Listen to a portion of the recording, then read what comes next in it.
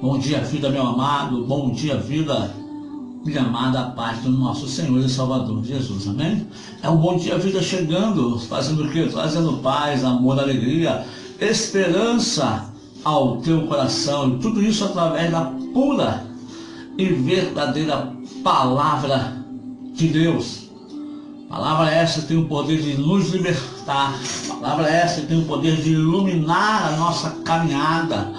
Palavra essa que é poderosa, que Deus vela para que ela se cumpra e colocou a sua autoridade, a autoridade da palavra acima dele.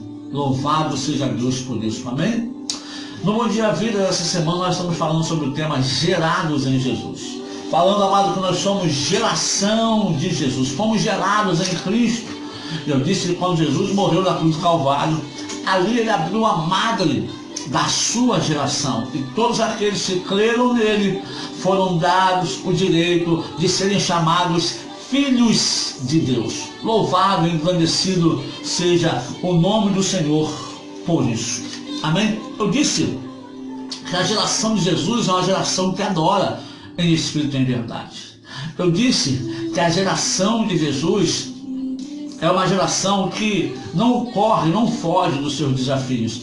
E eu disse ontem que a geração de Jesus é uma geração que paga um preço correto para assumir o seu lugar. Amém? E hoje eu quero falar sobre o seguinte: a geração de Jesus é uma geração que busca a presença de Deus. Nós temos que entender isso. Em 2 Samuel 6, nós vamos ver Davi assumindo o seu reinado, sabe? Depois de algum tempo passado, depois da sua perseguição, depois do seu preparo, ele assume o trono sobre todo o povo de Israel. Todo mundo reconhece a Davi como rei legítimo, instituído por Deus sobre o seu povo. Davi, então, ele decide. Ele tem um lampejo, ele fala: peraí, eu não posso reinar sem a presença de Deus. Eu preciso buscar a arca que simbolizava a presença de Deus. A arca havia sido perdida alguns anos atrás. Lembra quando Eli perdeu a arca? E ela ficou fora, afastada, guardada em algum lugar. Davi descobriu onde estava. E Davi então junta os seus homens e corre para lá para trazer essa arca. Davi decide levar a arca, ele decide trazer a presença de Deus para o seu reinado. Ele sabia que não podia reinar, exercer o seu ministério sem a presença de Deus. Amado, nós não podemos exercer o nosso chamado sem a presença. Precisamos da presença de Deus na nossa vida. Escute bem, Davi tinha unção, tinha ou não tinha? Tinha. Aonde Davi chegava e botava a sua mão, ele era abençoado. Quando ele tocava a harpa, a unção saía dele, o demônio corria de Saul. Quando ele enfrentou o urso, o leão, o gigante, ele venceu por causa da sua capacidade, não, por causa da unção, do propósito que Deus tinha na vida dele. E que a unção representa? A unção representa a capacitação de Deus para uma obra específica. Deus tinha uma obra específica na vida dele e deu a unção a ele para realizar aquela obra. Ele era capaz de fazer aquela obra porque sobre ele havia uma unção. Davi tinha unção, mas ele não estava satisfeito em ficar só com a unção. Ele queria buscar a presença de Deus, a arca de Deus. Sabe o que acontece conosco? Nós ficamos satisfeitos com a unção, com o poder. O poder de Deus agindo na nossa vida, através da nossa vida, muitas vezes nos deixa bobo, orgulhosos, e nós ficamos satisfeitos com a unção. Só que Davi, ele não queria só a unção, ele queria a presença.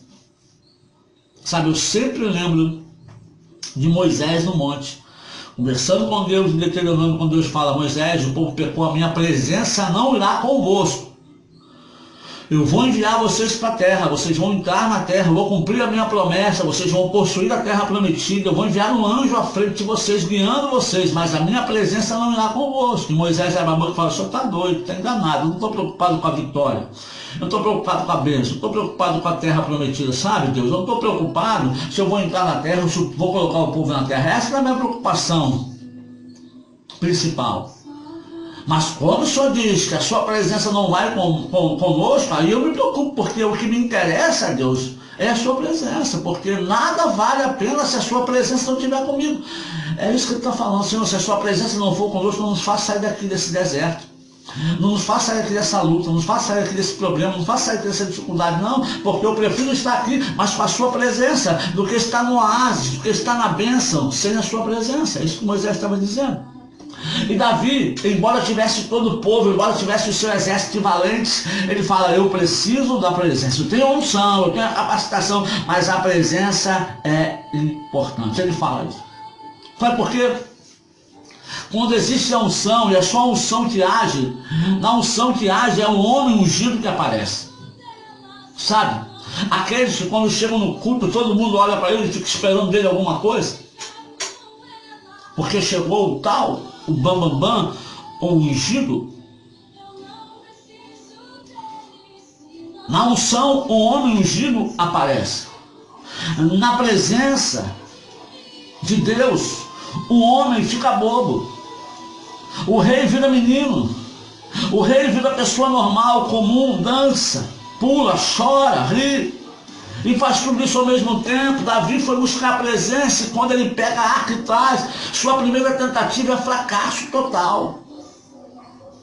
Davi, se fosse muitos hoje, podia pensar assim, peraí, Deus me ungiu, eu sou o cara realmente, eu enfrento gigante, eu venço, eu arraso o urso com a mão, o leão com a mão, eu mato mais de 10 mil na batalha, e agora aconteceu isso quando fui buscar a arca. Deus não quer que eu leve a arca para lá. Não, Deus quer ficar com a arca aqui, quer que eu deixe lá com a unção, que eu trabalho só na unção, sem a presença. Ele podia pensar assim como muitos pensariam, porque houve um fracasso, Uzá morreu. Mas Davi volta, ele fica inconformado, ele não se conforma com aquele fracasso.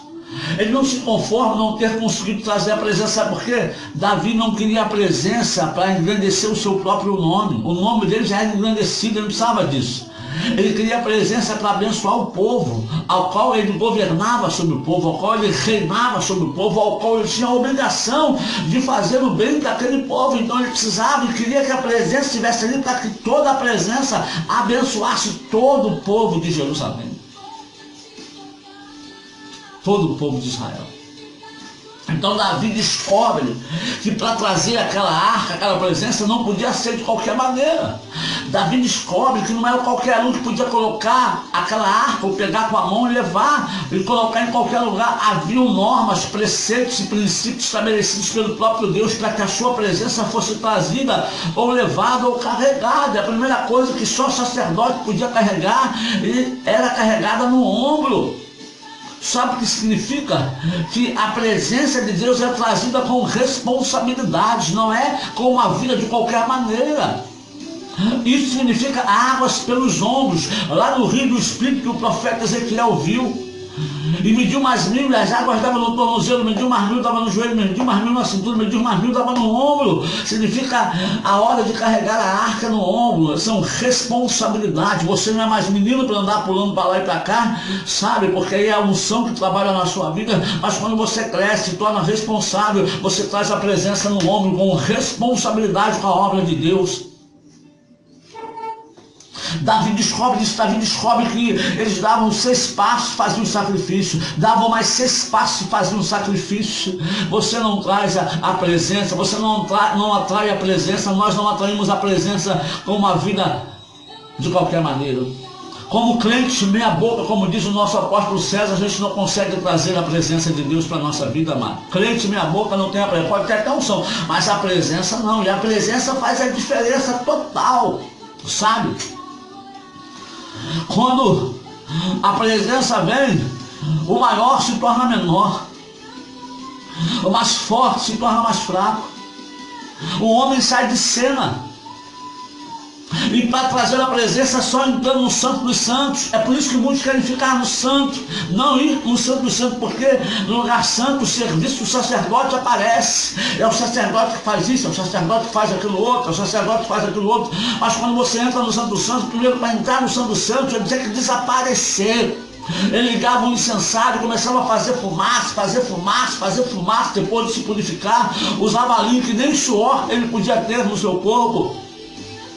E quando tinha bastante fumaça, ele olhava para o pé. Se estivesse vendo o pé, tinha que fazer mais fumaça. Depois que ele não via mais o pé, ele olhava para a ponta do nariz. Se ele conseguisse ver a ponta do nariz, não servia ainda. E quando ele não conseguia ver mais nada dele no meio daquela fumaça, aí ele podia entrar no Santo Santo. Sabe por quê? Porque no Santo Santo, onde a presença de Deus está, o homem não pode aparecer. Quem aparece é Deus. É Ele que aparece. A glória é dele, a honra é dele, o louvor é dele, a adoração é dele, a exaltação é dele.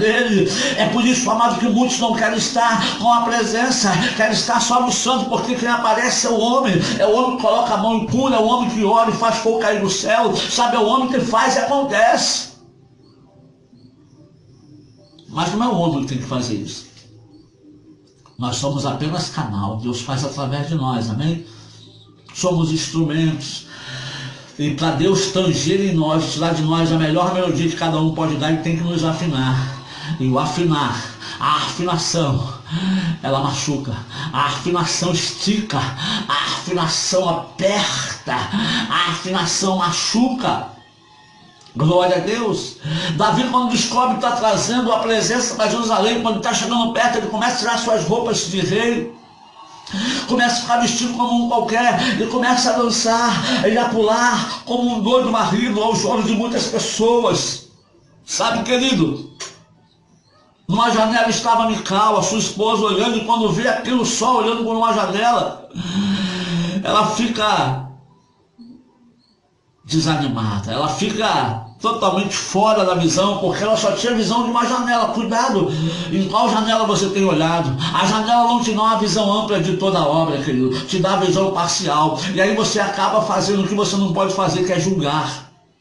Nós somos réus, não somos juízes. Juiz é Deus, nós estamos debaixo da mesma sentença que o outro irmão.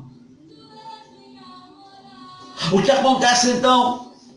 Ele faz isso quando a unção é um ou outro é curado, mas quando a presença de Deus se manifesta, todos são curados. Oh, glória a Deus.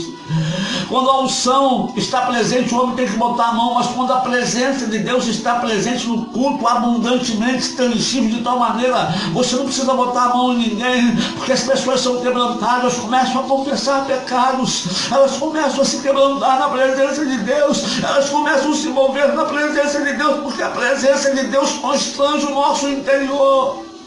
Ela nos limpa, porque além dela vir por fora, o Espírito habita em nós, ele rompe de dentro para fora, ele vai trazendo podre, ele vai botando escondido para fora, ele vai fazendo uma limpeza geral, vai nos mostrando quem somos mesmo, imundos, sujos, pecadores, mas ele vai nos lavando de dentro para fora, vai nos limpando e nos purificando. Oh, glória a Deus. Davi precisava trazer a presença para começar o seu reinado. Ele traz a presença, a arca para Jerusalém, coloca numa tenda que ele construiu. O que era essa tenda? Eram 4 madeiras levantadas, com a cobertura aberta aos lados. Por quê? Porque ele não queria a glória para ele. Ele queria a presença de Deus para abençoar o povo. Aonde a pessoa estivesse em Jerusalém e olhasse para aquele lugar, via a arca do Senhor. Davi então estabelece os levitas que vão louvar a Deus 4 turnos por dia, cada um de 6 horas. Teria adoração constante, 24 horas, 7 dias na semana, 30 dias no mês, 365 dias no ano. Adoração em cima de adoração, adoração em cima de adoração, adoração em cima de adoração, adoração em cima de adoração. Oh, glória a Deus. Oh, aleluias. Aleluias. Glória a Deus. A geração de Jesus é uma geração que atrai a presença, que busca a presença, amado. Nós precisamos da presença de Deus na nossa vida constantemente. Constantemente. Constantemente. Bendito Deus e Pai. Nós louvamos o teu santo nome nessa noite, obrigado. Conduza-nos na sua presença de uma forma tremenda e poderosa. Ensina-nos, amigo Espírito Santo, a trazer a presença de Deus. Quanta sujeira fica escondida em nosso coração debaixo do tapete. E nós deixamos o sol se pôr sobre ela, quando deveríamos chegar diante da tua face, despejar toda a sujeira, porque tu já sabe como está sujo o nosso coração. Ah, Senhor, que os nossos motivos não sejam egoístas, não sejam motivos para massagear o nosso ego, para massagear o nosso eu, mas sejam motivados e motivos para glorificar e exaltar o teu santo nome, Senhor.